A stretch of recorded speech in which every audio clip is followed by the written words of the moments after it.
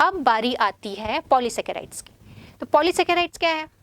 Monosaccharide single था, oligosaccharides कुछ एक मोनोसेकेराइड्स मिलके क्या बना लिए? ओलिगोसेकेराइड्स बना लिए।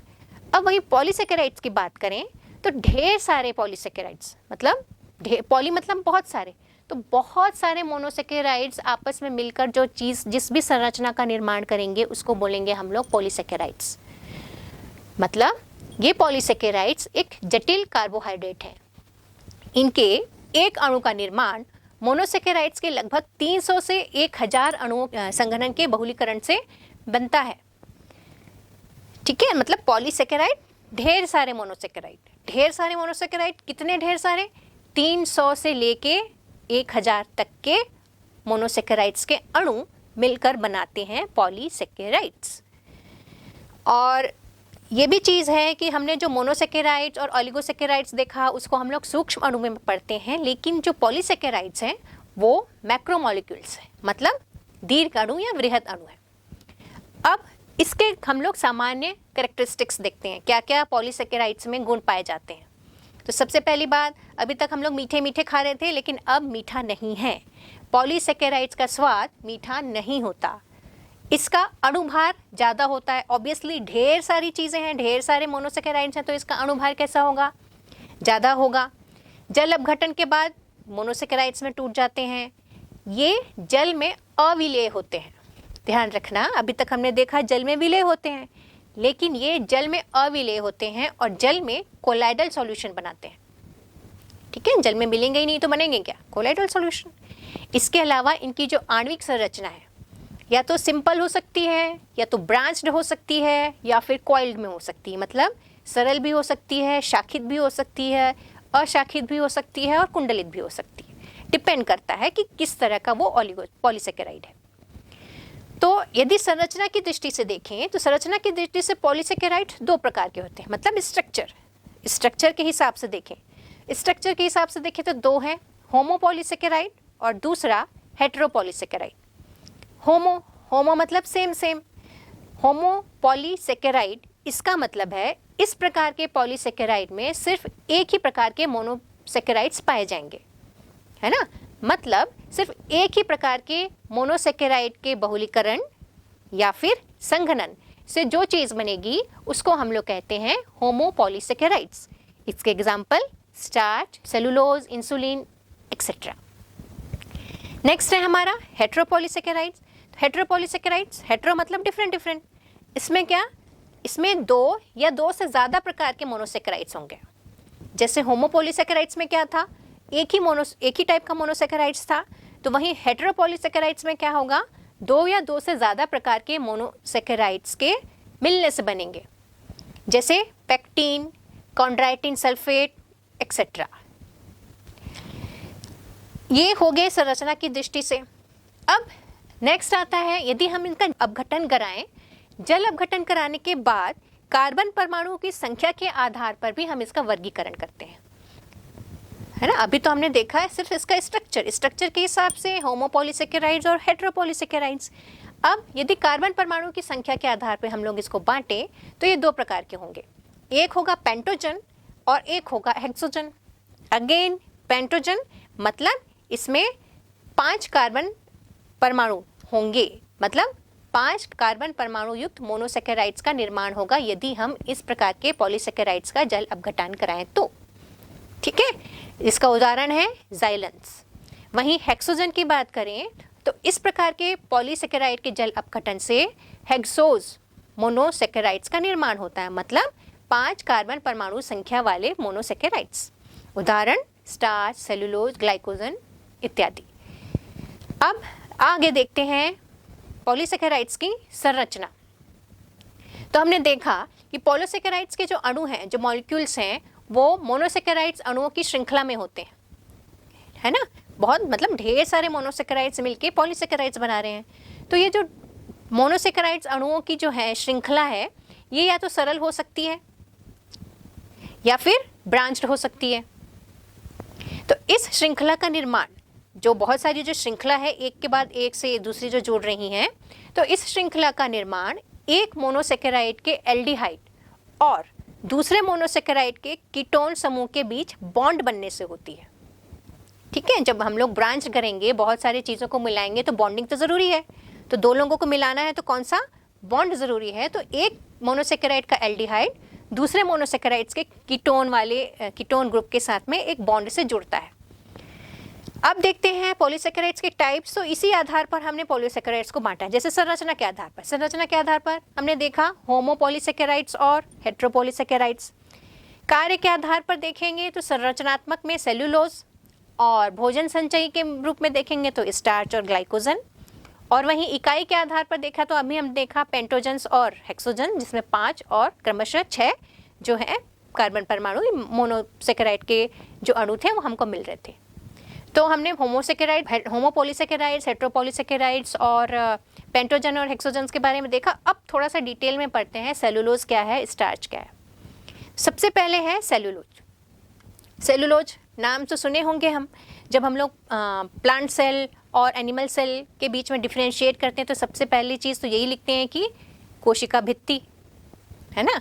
तो पादप कोशिकाओं की कोशिका भित्ति में पाया जाने वाला सबसे ज़रूरी अवयव जो है वो है हमारा सेलुलोज। सेलुलोज क्या काम करता है, तो ये सेलुलोज जो है वो यांत्रिक सहारा मतलब मैकेनिकल सपोर्ट प्रोवाइड कराता है। ये ग्लूकोज का पॉलीमर है। एक सेलुलोज के अणु में जो है लगभग 6000 बीटा डी ग्लूकोज के अणु पाए जाते हैं। और ये जो ग्लूकोज के जो अणु हैं वो अनब्रांच्ड होते हैं, अशाखित होते हैं।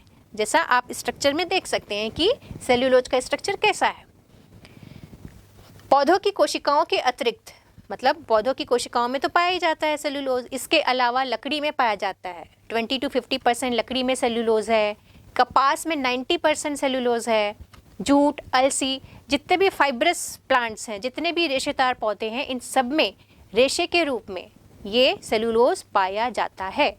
इसके अलावा जीवों में, मानव जीवों में ये इस सेलुलोज को पचाने के लिए कोई भी एंजाइम नहीं है, लेकिन कुछ शाकाहारी पशु हैं जैसे भैंस, बकरी, इन सब के एलिमेंट्री कैनाल में, आहार नाल में सेलुलोज को पचाने के लिए विशेष अंग मौजूद रहते हैं, जैसे सिकम, वर्मीफॉर्म अपेंडिक्स, ये सब इनमें वो प्रॉपर्टी पाई जाती है कि वो सेलुलोज को पचा सके और इनकी सहायता से सेलुलोज का पाचन हो सकता है।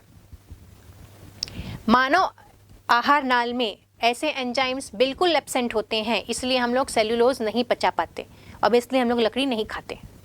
ठीक है, तो जिन प्राणियों के आहार नाल में सेलुलोज को पचाने वाले एंजाइम्स मौजूद हैं का भोज्य पदार्थ के रूप में ग्रहण करते हैं, और मानव जीवों में, मानव कोशिकाओं में ऐसी कोई भी एंजाइम्स नहीं पाए जाते। अब सेलुलोज का उपयोग तो हमने देखा है कहाँ कहाँ पाया जा रहा है, तो उस हिसाब से उसके उपयोग भी हैं। तो कपास में है 90% से ज़्यादा सेल्यूलोज पाया जाता है। तो हम जानते हैं कि कपास से हम क्या बनाते हैं, कपड़े, धागे, है ना। जूट से भी हम लोग बहुत सारे ऐसे सामान बनाते हैं। कृत्रिम जो आर्टिफिशियल फाइबर हैं, रेयॉन, ये भी कहाँ है, सेल्यूलोज से बनाया जाता है, और इससे हम जानते हैं रेयॉन से हाई क्वालिटी के कपड़े बनते हैं। फिर सेल्यूलोज से सेल्यूलोज एसीटेट बनाया जाता है, जिसका उपयोग वस्त्र उद्योग में होता है ना, कपड़े की फैक्ट्री में होता है। फिर सेल्यूलोज नाइट्रेट भी बनता है सेल्यूलोज से, नाइट्रेट मिक्स करके, जिसका हम लोग एक्सप्लोजिव्स में यूज़ करते हैं, विस्फोटक बनाते हैं। तो और कुछ सेल्यूलोज तो हम आइसक्रीम और जो हमारे ब्यूटी प्रोडक्ट्स हैं उसमें भी यूज़ करते हैं। तो इस तरह से सेल्यूलोज बहुत काम का है ना। कपड़े भी पहन लिए, वस्त्र उद्योग में भी कर लिया, विस्फोटक भी बना लिया, क्रीम भी बना ली, आइसक्रीम भी खा ली, तो सेल्यूलोज बहुत काम का है। नेक्स्ट आता है स्टार्च। तो स्टार्च को हम मांड भी कहते हैं, हम जानते हैं इसका जो घरेलू नाम है मांड बोलते हैं। ये पौधों में पाए जाने वाला प्रमुख भोजन संग्राहक है। मतलब यदि पौधे अपने खाना को बचा के अपने पास में रखते हैं तो किस रूप में रखते हैं, स्टार्च के रूप में रखते हैं, है ना। ये उनका रिजर्व फूड है, जब उनको ज़रूरत पड़ती है तो इसका उपयोग करते हैं।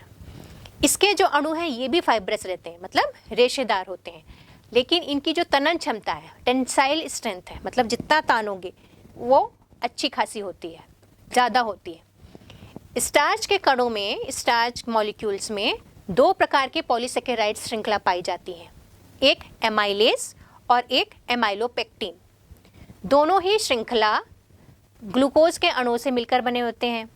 एमाइलीज और एमाइलोपेक्टिन, तो एमाइलीज के एक श्रृंखला में 200 से लेकर 2000 तक के ग्लूकोज अणु मिल पाए जाते हैं, तो वहीं एमाइलोपेक्टिन में इसकी संख्या और ज़्यादा होती, मतलब 250 से हम लोग 5000 तक कर सकते हैं एमाइलोपेक्टिन। तो इस तरह से एमाइलेज और एमाइलोपेक्टिन के श्रृंखला से हमको स्टार्च का एक अणु मिलता है। और ये जो एमाइलेज की श्रृंखला है ये अनब्रांच भी होती है, अशाखित होती है। स्टार्च कहाँ कहाँ पाया जाता है, तो धान में, गेहूँ, मक्का, जौ, इन सब के बीजों में। इसके अलावा केले का फल, भूमिगत कंद है ना, आलू, भूमिगत कंद मतलब ट्यूबर, आलू, पोटैटो, इन सब में स्टार्च अधिक मात्रा में पाया जाता है। मंडकणों का निर्माण मतलब स्टार्च का निर्माण कैसे होता है, तो ये प्रकाश संश्लेषण की क्रिया के दौरान हरी कोशिकाओं में होता है। विभिन्न जो डिफरेंट टाइप के जो स्टार्च हैं उसमें एमाइलेज और एमाइलोपेक्टिन पॉलीसेकेराइड्स की मात्रा भिन्न भिन्न होती है। क्लियर है ना? तभी तो जैसे कि चावल में और आलू की ट्यूबर कोशिकाओं में जो मंड के कणों का आकार है वो डिफरेंट होता है। चावल में छोटा रहता है तो आलू की जो स्टार्च सेल्स हैं उसमें ज़्यादा रहता है ना। तो ये डिपेंड करता है कि उसमें कितना एमाइलेज और कितना एमाइलोपेक्टिन पाया जा रहा है, उस हिसाब से उनके अणुओं का आकार निश्चित होता है। और स्टार्च के यूजेस हम देख लेते हैं। स्टार्च का उपयोग क्या है, तो यदि हम लोग जल अपघटन कराएं स्टार्च का तो वो ग्लूकोज बनाते हैं, जिसका उपयोग हम मेडिकल इमरजेंसी में या मेडिकल यूज़फुल चीज़ें में उसमें करते हैं। इसके अलावा जैव रसायन में प्रायोगिक जो कार्य करते हैं हम लोग, उसमें हम इसका स्टार्च का यूज़ करते हैं। और ये भी बहुत से हमारी मम्मियाँ यूज़ करती थी, जैसे कपड़ों को कड़ा करना है, उसको कपड़ों को माड़ कर दो मतलब कपड़ों को स्टार्च लगा दो। क्यों? क्योंकि गर्म करने पे स्टार्च जो है अल्प मात्रा में ही, मतलब थोड़े से पानी में ही वो घुल जाता है, तो इसलिए इसका उपयोग हम लोग वस्त्र को कड़ा करने में, वस्त्र या कपड़ों आदि में कड़ापन लाने में करते हैं। फिर जो श्वसन क्रिया में भाग लेने के लिए सबसे प्रमुख जो कार्बोहाइड्रेट सबस्ट्रेट है वो ये हमारा स्टार्च है। तो ये स्टार्च के बारे में हमने देखा। अब देखते हैं ग्लाइकोजन। तो ग्लाइकोजन शुरुआत में ही हमने देखा था, ग्लाइकोजन क्या है, स्टोर्ड फूड है। जंतुओं के शरीर में स्टोर्ड फूड के रूप में, मतलब संचित भोजन के रूप में पाया जाने वाला पॉलीसेकेराइड्स कहलाता है ग्लाइकोजन। इसको हम लोग जंतु स्टार्च भी कहते हैं, एनिमल स्टार्च भी कहते हैं। जंतुओं के अलावा ये फंगाई में भी पाया जाता है। इसके एक अणु में अनेक ग्लूकोज अणु मिक्स रहते हैं, बना रहता है। और यदि स्ट्रक्चरली देखें तो ये एमाइलोपेक्टिन के समान होता है, लेकिन इसकी जो श्रृंखला है वो अपेक्षाकृत छोटी होती है और अणुभार भी कम होता है। ये जल में घुलनशील होता है, मतलब सॉल्युबल है, वाटर सॉल्युबल है, लेकिन साइटोप्लाज्म में कोलाइडल रूप में पाया जाता है। जीव द्रव्य में कैसा पाया जाता है, कोलाइडल रूप में पाया जाता है। और जैसे हमने देखा कि ये स्टोर्ड फूड है, तो शरीर में यदि ग्लूकोज की कमी होती है तो हम ये तो जो शरीर है इस ग्लाइकोजन को यूज़ करता है और इस तरह से ग्लाइकोजन वापस ग्लूकोज में चेंज होता है और इस तरह से कोशिकाओं में जो ग्लूकोज का कंसंट्रेशन है वो यथावत रहता है। नेक्स्ट एक है आपका काइटिन। तो काइटिन नाम से काइटिन कीट, ऐसा हम लोग याद कर सकते हैं। जो जितने भी कीट हैं, केकड़े हैं, इंसेक्ट्स हैं, केकड़े हैं, झींगा है, इन सब में जो कंकाल बनेगा, जो बाह्य कंकाल है, वो इसी काइटिन पॉलीसेकेराइड्स का बना होता है। ये कवक जो है, फंगाई की जो सेल वॉल है, कवक की जो कोशिका भित्ति है वो भी काइटिन की बनी होती है, जिसको हम लोग फंगल सेल्यूलोज कहते हैं। तो ये काइटिन भी है एक जो वन ऑफ द पॉलीसेकेराइड्स है। Next insulin. इंसुलिन क्या है, ये फ्रक्टोज का बहुलक है, जिसमें फ्रक्टोज की संख्या जो रहती है 30 से 31 रहती है ना। फ्रक्टोज क्या है, मोनोसेकेराइड्स है, और ढेर सारे मोनोसेकेराइड्स मिलकर क्या बना रहे हैं, पॉलीसेकेराइड। तो इंसुलिन में क्या है, फ्रक्टोज का बना हुआ, फ्रक्टोज का बहुलक कहला रहा है इंसुलिन, जिसमें फ्रक्टोज अणुओं की संख्या जो है वो 30 से 31 है। ये डहेलिया, चिकोरी, इन सब के ट्यूबर्स में पाया जाता है। और इसमें भी ग्लाइकोसाइड बॉन्ड पाए जाते हैं, जैसे सब में पाए जाएंगे, ऑब्वियसली इसमें भी पाए जाते हैं। नेक्स्ट आता है हमारा म्यूसिलेज। म्यूसिलेज मतलब चिपचिपा। हम नाम से ये म्यूसिन, जहाँ पर भी म्यूसिन आया मतलब वो चिपचिपा होगा ही। तो ये भी म्यूसिलेज जो है ये भी एक पॉलीसेकेराइड्स है जो पौधों में चिपचिपे पदार्थ के रूप में पाया जाता है। इसको हम म्यूसिलेज भी कहते हैं और म्यूकोपॉलीसेकेराइड्स भी कहते हैं। ये गैलेक्टोज और मैनोज नाम की शर्करा का बना होता है। अगर एल्जिनिक एसिड, ये सारे जो हैं ये व्यापारिक महत्व के मतलब इंडस्ट्रियल यूज़ के ये म्यूकोपॉलीसेकेराइड्स हैं। इसके अलावा इसके प्रोडक्शन समुद्री खरपतवार में किया जाता है, इसबगोल के बीज के रूप में, भिंडी के फल में भी म्यूसिलेज पाया जाता है। इसलिए देखना भिंडी को जब हम काटते हैं तो वो थोड़ी चिपचिपी रहती है ना, तो भिंडी में भी म्यूसिलेज पाया जाता है। जब भिंडी की सब्जी खाओ तो फिर याद रखना जो उसका चिपचिपापन है वो क्या है, म्यूसिलेज है। ठीक है। इसके बाद है हमारा हेमीसेल्यूलोज। हेमीसेल्यूलोज जो है जाइलेंस, मैनन्स, गैलेक्टन्स, ये जो पॉलीसेकेराइड्स हैं इन सब का मिक्सचर है। और ये कहाँ पाया जाता है, तो हेमीसेल्यूलोज, सेल्यूलोज कहाँ पाया जाता है, सेल वॉल में, कोशिका भित्ति में, तो ये भी कोशिका भित्ति में पाया जाता है। Next pectin. तो पेक्टिन क्या है, ये गैलेक्ट्रोनिक एसिड, गैलेक्टोज और ग्लूटामिक एसिड, एरिबिनोज, इन सब का पॉलीमर है। ये जल में सॉल्युबल है और ये जो पादप कोशिकाओं के बीच में कैल्शियम और मैग्नीशियम पेक्टेट के रूप में पाया जाता है ना। पेक्टिन क्या है, तो पेक्टिन भी डिफरेंट टाइप के मोनोसेकेराइड्स का मिक्सचर है। अब नेक्स्ट पॉलीसेकेराइड्स के इंपॉर्टेंस देख लेते हैं और उसके साथ साथ उसका काम। तो हमने देखा पॉलीसेकेराइड्स के सबसे मेन काम तो है ये सारे के सारे, चाहे वो पौधे हो चाहे जंतु हो, दोनों में ही संचित रूप में पाया जाने वाला भोज्य पदार्थ है। दूसरा फंक्शनल रूप से, स्ट्रक्चरल रूप से एक ठोस आकार प्रदान करता है जंतुओं और पादप को। सेलुलोज जो है हमने देखा, सेलुलोज नाम का पॉलीसेकेराइड है, उससे कोशिका भित्ति का निर्माण होता है। बहुत सारे जीव हैं, इंसेक्ट्स हैं, कीट हैं, उनकी जो बाह्य कंकाल है वो काइटिन से बनते हैं और काइटिन क्या है, पॉलीसेकेराइड्स हैं। म्यूसिलेज क्या है, बहुत सारे पौधों के बीच में जो टिश्यूज़ हैं उनको बांधने का काम करता है, चिपचिपा रहता है ना। इसके अलावा बहुत सारे जो पॉलीसेकेराइड्स हैं हम उसका उपयोग कपड़े में, फर्नीचर में, छपाई में, सिनेमा उद्योग, इन सारी चीज़ों में हम लोग करते हैं। इससे पारदर्शी प्लास्टिक्स बनते हैं, सेल्यूलोज का और इसके अलावा यदि सेल्यूलोज ट्राइनाइट्रेट सबसे मेजर जो है सामग्री है, विस्फोटक जो पदार्थ है उसमें सबसे मेन इंग्रेडिएंट कई बार सेल्यूलोज नाइट्रेट होता है, कपड़े निर्माण के लिए इनका यूज़ होता है। तो हमारे पॉलीसेकेराइड्स के ढेर सारे यूज़ हैं। नेक्स्ट बायोमॉलिक्यूल है हमारा लिपिड, जिसको ग्रीक में हम लोग कहते हैं लिपोस और जिसका मतलब होता है फैट। तो ये जो लिपिड है, ये जो फैट है, ये कार्बन, हाइड्रोजन और ऑक्सीजन से मिलकर बना हुआ कार्बनिक यौगिक है, जिसमें ऑक्सीजन की जो मात्रा कार्बन से हमेशा कम होगी। क्लियर? मतलब इसमें भी कार्बन है, हाइड्रोजन है, ऑक्सीजन है, लेकिन फ़र्क सिर्फ इतना है कि इसमें ऑक्सीजन की मात्रा कार्बन से कम होती है। हाइड्रोजन और ऑक्सीजन का अनुपात भी कार्बोहाइड्रेट के समान नहीं होता। मतलब कार्बोहाइड्रेट में 2:1 हाइड्रोजन और ऑक्सीजन का रेशो था, तो उसका यहाँ पर भी नहीं होता। लिपिड्स में जो हाइड्रोजन ऑक्सीजन की तुलना में कार्बन ज़्यादा होता है।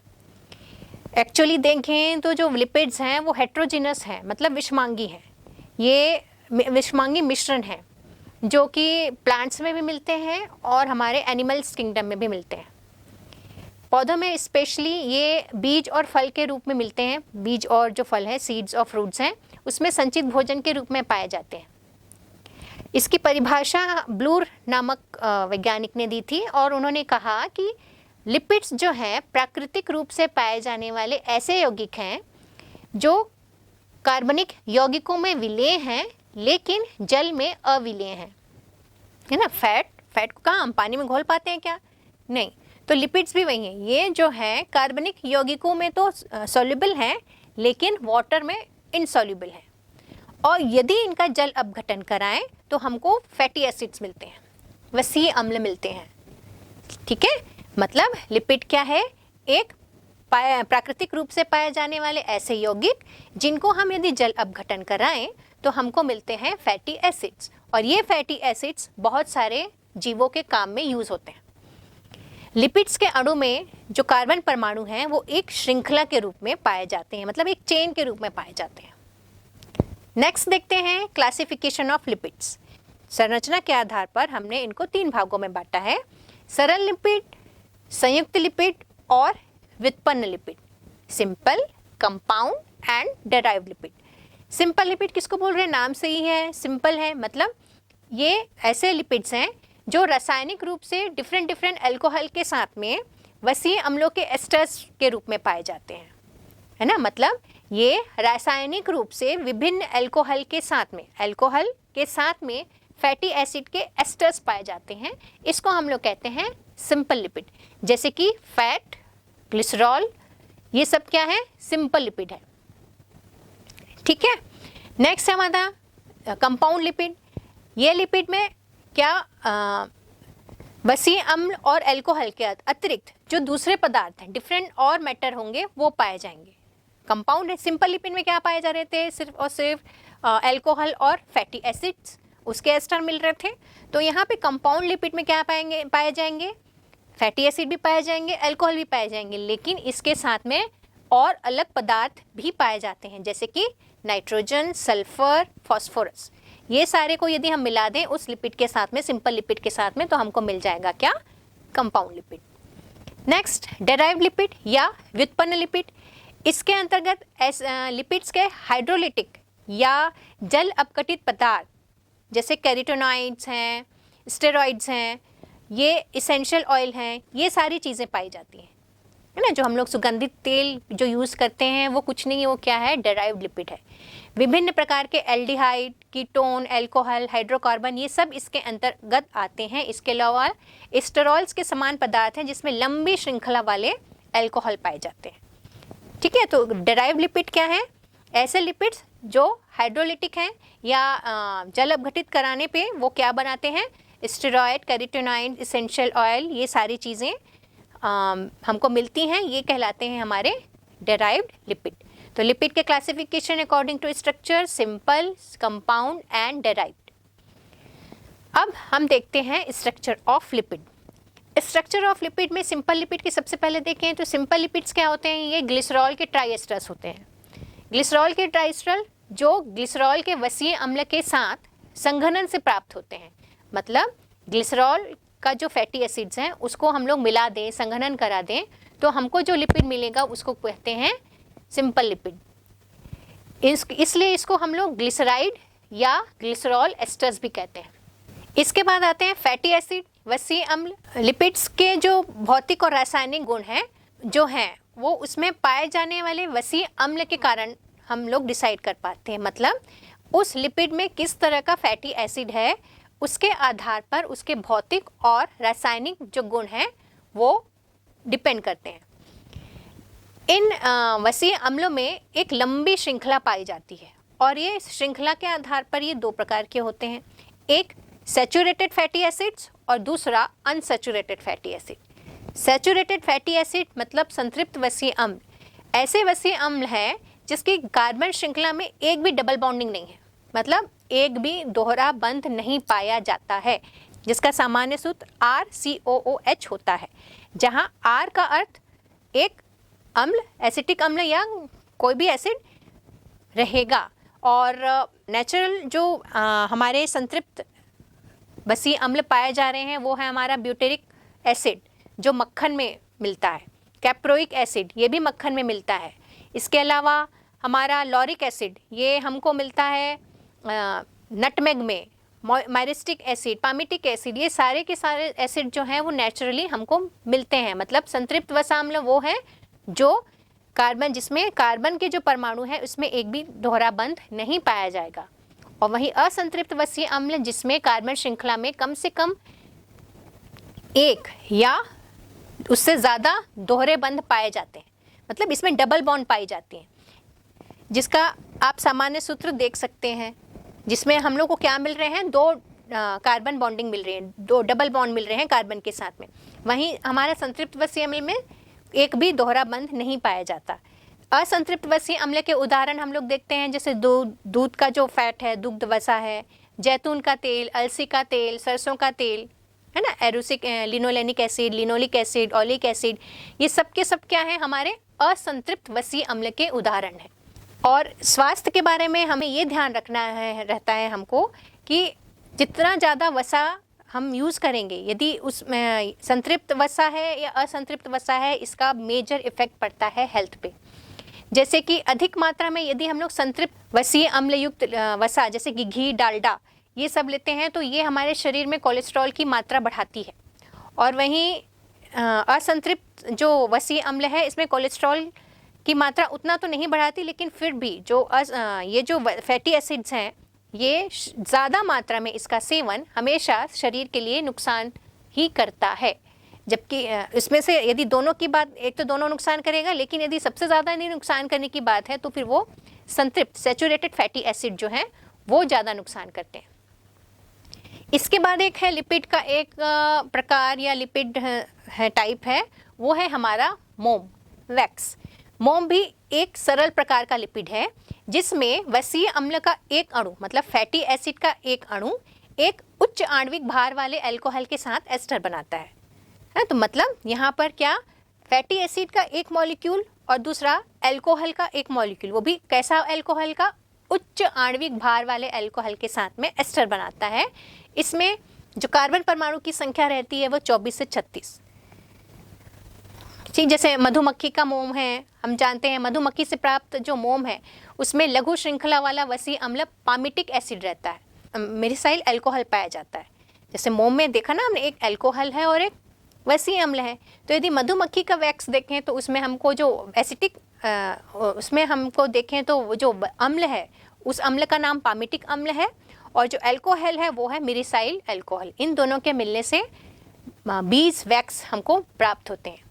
इसके अलावा जो सिबेशियस ग्लैंड्स हैं, जंतुओं में जो सिबेशियस ग्लैंड्स पाई जाती हैं, श्वेत ग्रंथियाँ पाई जाती हैं, उसमें भी पर्याप्त मात्रा में मोम पाए जाते हैं। तीसरा, और पत्तियों में भी पाया जाता है। पत्तियों की सतह में हम जानते हैं कि एक क्यूटीन नाम का मटेरियल पाया जाता है। ये जो क्यूटीन है वो भी मोम है ना। तो और इसकी यदि हम प्रॉपर्टी की बात करें तो जो मोम है रहता है, पानी में डालने से घुलेगा क्या, आप ही बताओ? नहीं घुलता। दैट मीन्स मोम जल में इनसॉल्युबल है, मोम जल में अविलेय होता है। ये इसका गलन बिंदु भी हाई होता है। ये रासायनिक रूप से निष्क्रिय होते हैं, लेकिन गर्म अल्कोहलिक केओएच के द्वारा ये धीरे धीरे क्या हो जाते हैं, विघटित होते हैं। ठीक है, पोटेशियम हाइड्रोक्साइड के साथ में हम इसको मिलाएंगे तो धीरे धीरे ये विघटित होना शुरू कर देते हैं। नेक्स्ट है, हमने अभी सिंपल लिपिड देखा, अब देखते हैं संयुक्त या फिर कंपाउंड या फिर कॉम्प्लेक्स लिपिड। ये वे लिपिड हैं जिसमें वसा अम्ल और अल्कोहल के अतिरिक्त और भी अलग जो समूह रहते हैं वो पाए जाते हैं, जैसे फास्फोरस, नाइट्रोजन, सल्फर, प्रोटीन, और उस आधार पर इनका नामकरण होता है। जैसे कि फॉस्फोलिपिड या फास्फाइड्स, इनके अणुओं में क्या होगा, वसीय अम्ल तो हैं लेकिन इसमें कौन से गुण हैं, फॉस्फेट। तो इनके अणुओं में फास्फोरस और कार्बनिक नाइट्रोजिनस क्षार पाए जाते हैं। लेसिथिन, सिफेलिन, प्लाज्मोलिन फॉस्फोलिपिड हैं। ये सब के सब क्या हैं, फॉस्फोलिपिड हैं, और ये सभी कोशिकाओं में पाए जाते हैं। जो फॉस्फोलिपिड हैं वो सभी कोशिकाओं में पाए जाते हैं और जो सेलुलर परमेबिलिटी को ये बना के रखते हैं। इसके अलावा सेलुलर ट्रांसपोर्ट के अलावा ब्लड क्लॉटिंग, मतलब सेलुलर परमेबिलिटी, सेलुलर ट्रांसपोर्ट और ब्लड क्लॉटिंग, इन तीनों के लिए फॉस्फोलिपिड बहुत ज़्यादा ज़रूरी है। तो और फॉस्फोलिपिड क्या है, तो ये क्या है, कंपाउंड लिपिड।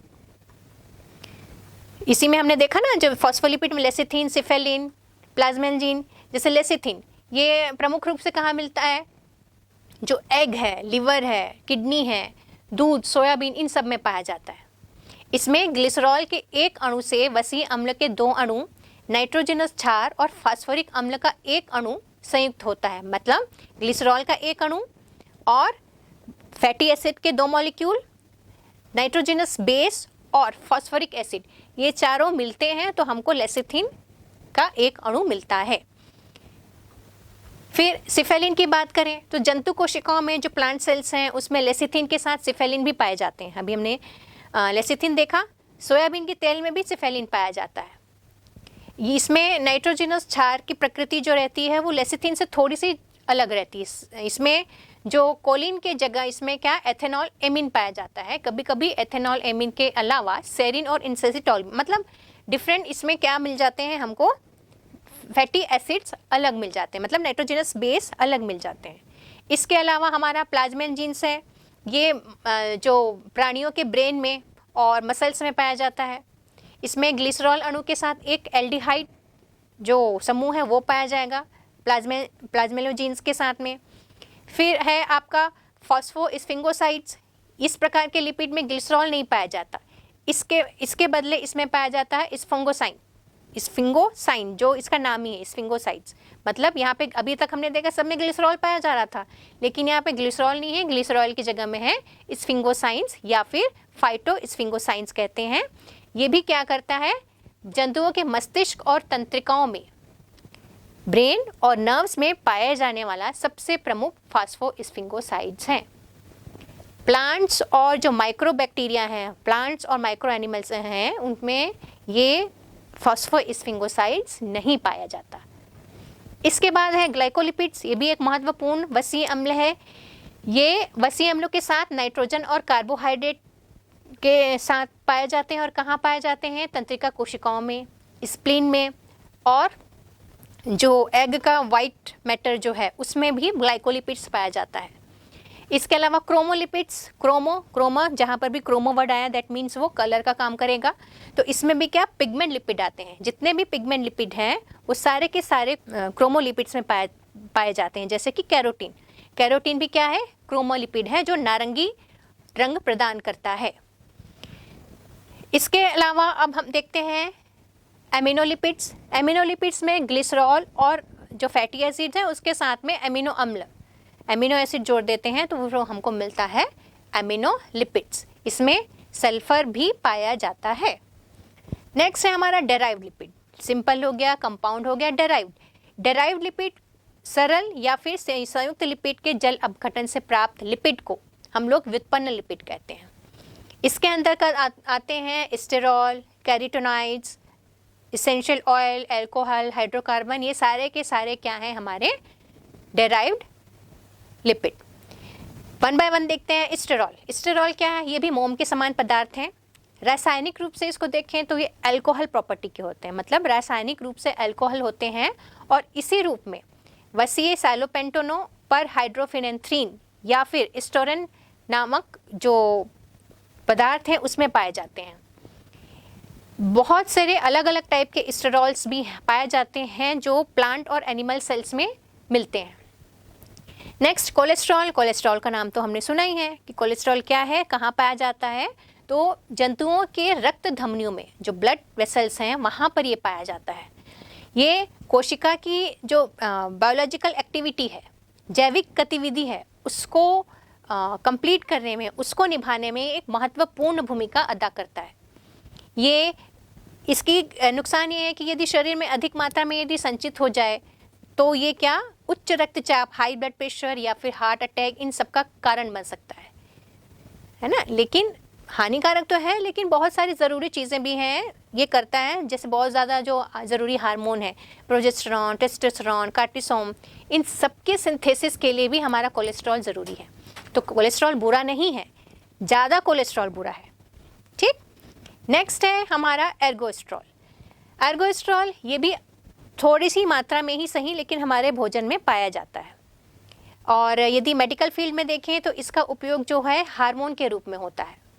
इसका जो व्यापारिक उत्पादन जो है हम लोग कहते हैं क्लेविसेप्सिस परपूरिया नामक कवक के द्वारा किया जाता है। एक फंजाई है परपूरिया, उससे हम लोग एर्गोस्ट्रॉल प्रोडक्शन करते हैं। इसके अलावा जो एवाइना सटाइवा है, इस परजीवी के रूप में भी पाया जाता है। नेक्स्ट है हमारा कैरोटीनॉइड्स। ये भी क्या है, व्युत्पन्न लिपिड है। इसके अंतर्गत क्या आएगा, कैरोटीन और जेंथोफिल ये सम्मिलित होते हैं। और कैरोटीन केवल कार्बन और हाइड्रोजन का बना है, और वहीं जेंथोफिल में कार्बन हाइड्रोजन के अलावा ऑक्सीजन भी पाया जाता है। ठीक है, तो कैरोटीनॉइड्स जिसमें कैरोटीन और जेंथोफिल, कैरोटीन में कार्बन और हाइड्रोजन है केवल, तो वहीं अब हमारे जेंथोफिल में क्या है, कैरोटीन के साथ में हाइड्रोजन और ऑक्सीजन भी मिलता है। इसके बाद देखें सुगंधित तेल, इसेंशियल ऑयल। जो हम लोग इसेंशियल ऑयल यूज़ करते हैं, सुगंधित तेल यूज़ करते हैं, वो भी लिपिड होते हैं। जो रासायनिक रूप से देखें, केमिकली देखें तो अधिकांश सुगंधित तेल या तो टर्पिन्स में या बेंजीन के डेरिवेटिव्स होते हैं, है ना। टर्पिन से बेंजीन जो है उन यौगिकों के डेरिवेटिव्स होते हैं, व्युत्पन्न होते हैं। और ये तेल जो है बहुत सारे पौधों में मिलते हैं। हम जानते हैं जैसे नींबू में ये जो भीनी भीनी, मतलब जहाँ पर भी भीनी भीनी खुशबू वाली चीज़ें हैं वहाँ पे ये सारे इसेंशियल ऑयल, ये सारे डेरिवेटिव्स मिलेंगे, जैसे तुलसी, पुदीना, गुलाब, यूकेलिप्टस, ये सारी चीज़ें। अब आगे बढ़ते हैं लास्ट लिपिड्स के महत्व और कार्य में। तो सबसे ज़्यादा पोषण और ऊर्जा के रूप में, है ना, वो जो फैटी सेल्स हैं, वसा जो हैं, कोशिकाओं में ऊर्जा के रूप में ऊर्जा का एक बहुत मेन सोर्स है। 1 ग्राम वसा के पूर्ण दहन से सोचो 9 किलो कैलोरी ऊर्जा मिलती है। तो वसा इतना ज़्यादा ज़रूरी है हमको कैलोरी देने के लिए। फिर भोज्य पदार्थ के रूप में बहुत सारे पौधे हैं जो वसा को संचित रूप में रख देते हैं, संचित खाद्य पदार्थ के रूप में उसका यूज़ करते हैं। बीज और फल में इसकी मात्रा ज़्यादा होती है। जो जंतु कोशिकाएं हैं, स्पेशली जो एडिपोज सेल्स हैं, है ना, जो एनिमल्स में जो एडिपोज सेल्स पाई जाती हैं, वहाँ पर वसा का जमाव होता है, जिसका उपयोग हम लोग वक्त बेवक्त करते हैं, जिसका उपयोग शरीर जो है वक्त बेवक्त करता है, मतलब जब उसको ऊर्जा की आवश्यकता होती है। इसके अलावा कोशिकीय श्वसन में जो इलेक्ट्रॉन परिवहन होता है, इलेक्ट्रॉन का जो ट्रांसपोर्टेशन होता है, उसमें भी लिपिड हेल्प करते हैं। जो परमिएबिलिटी कंट्रोल करने में भी, मतलब पारगम्यता के नियंत्रण में भी जो लिपिड हैं, ये बहुत मेजर रोल प्ले करते हैं। विलायक के रूप में बहुत सारे विटामिन जो हैं लिपिड में ही घुलते हैं, है ना। जैसे विटामिन, 2 तरह के विटामिन होते हैं, एक वाटर सॉल्युबल और फैट सॉल्युबल। तो बहुत सारे विटामिन सिर्फ फैट सॉल्युबल होते हैं, जैसे ADE जो हम कहते हैं, वो फैट सॉल्युबल विटामिन है। तो जो लिपिड क्या करते हैं, बहुत सारे विटामिन को घोलने के भी काम करते हैं।